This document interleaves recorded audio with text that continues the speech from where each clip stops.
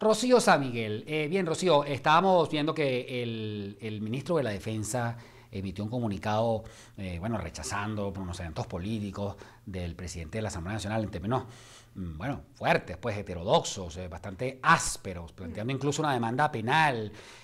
Ha habido cosas relativamente similares en el tiempo reciente, pero evidentemente que en esta crisis las Fuerzas Armadas, o por lo menos su comando, ha decidido jugar un papel en favor de uno de los dos factores. Sí, el general en jefe Vladimir Padrino López ha venido actuando como un operador político del PSV.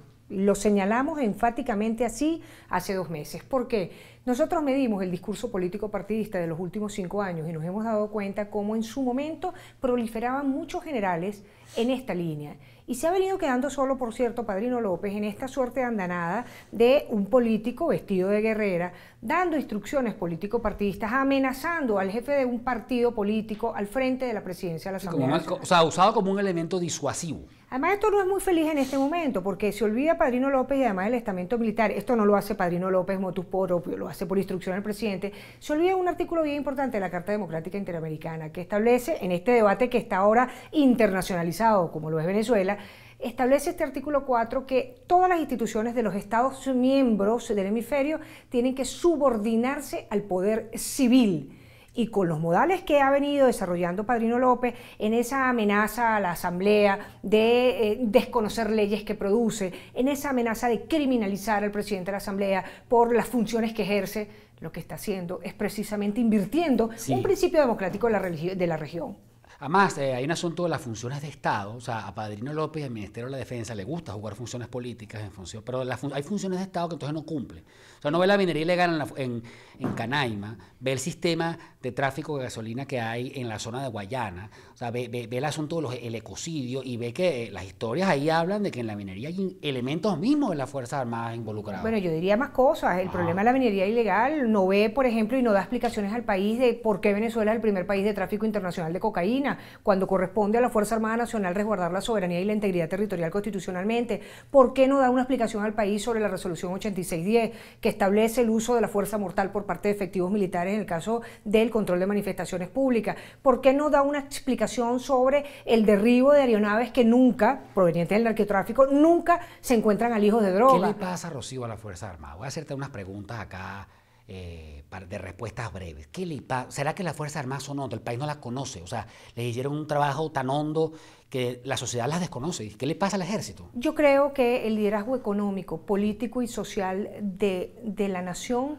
se desancló de la vigilancia, si cabe la expresión, del control democrático de esta institución, fundamental para el país. Yo no soy antimilitarista. La metieron tanto en el juego que empezó a tener intereses propios que cuidar. Y se desnaturalizó su rol en la democracia. Totalmente, además esa función que se le atribuyó de cooperar en el desarrollo nacional terminó siendo cualquier cosa, desde vendedores de papas hasta, digamos, que lo que realizan hoy en día, ¿No copartícipes en la distribución de los CLAP. La sociedad civil de oposición democrática quizás subestimó, digamos, el poder de Chávez como líder militar, o sea, que volvió a esa gente un montón de chavistas. Hay 2 etapas. Hay deudas con respecto a la vigilancia y el control democrático de la Fuerza Armada Nacional en la Cuarta República. Yo creo que el control democrático se ejerce con una élite formada en la sociedad civil para participar en la conducción de la política y defensa nacional. Eso no existe en Venezuela. Sin embargo, producto de los golpes y dictaduras del Cono Sur, sí existe en Argentina, en Paraguay, en Chile, en Brasil. Aquí no. Aquí los militares se encargan de lo militar. Aquí no se está evaluando, por ejemplo, que el desvío de mercancía para la venta, los bachaqueros, el tráfico de extracción, el contrabando hacia la frontera, está muy vinculado a gente de la Fuerza Armada. O sea, Mira, te voy a decir una cosa, los mayores tráficos que están produciendo recursos ilegales en el país en este momento no solamente son los asociados a la droga, son los asociados al combustible, son los asociados al tráfico de alimentos y al tráfico de minerales. Hay 4 grandes tráficos que están produciendo enormes riquezas y esa bandita que se llama, bandita la palabra, la frontera venezolana. Tenemos límites internacionales con 14 países. Mira la dimensión geopolítica. Bueno, significa un paso a través de la Fuerza Armada Nacional. Allí hay una explicación. Es imposible no ver. Y además uno no ve al general Padrino, que podría hacerlo, porque es el jefe militar del país y es la máxima expresión política de eso.